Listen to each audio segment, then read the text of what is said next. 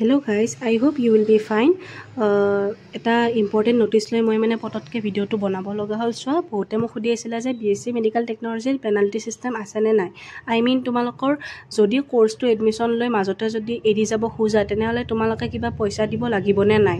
তো চোৱা, এতিয়া তোমাৰ ৰিচেণ্টলি এখন নোটিছ আহি গৈছে যে তোমালোকে যদি BSc মেডিকেল টেকন'লজি এডমিশ্যন লৈ পিছত যদি মাজতে যদি কোৰ্চটো কৰি থাকোঁতে তোমালোকে যদি এৰি দিয়া কোৰ্চটো তেনেহ'লে তোমালোকে 75,000 পে' কৰিব লাগিব। তো এতিয়া বহুতৰ প্ৰশ্ন হ'ব যে এইটো কোৰ্চটো ভালনে বেয়া, স্ক'প কেনেকুৱা আছে। তো তোমালোকে গোটেইখিনি ভাবি চিন্তি এইটো কোৰ্চ ল'বা, এডমিশ্যন ল'বা।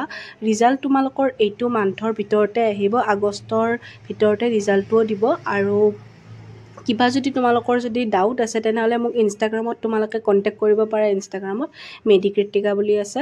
আৰু এইখিনিয়ে, আৰু কিবা যদি হেল্প লাগে তেনেহ'লে মোক মেছেজ কৰিব পাৰা। সেইখিনিয়ে। Thank U.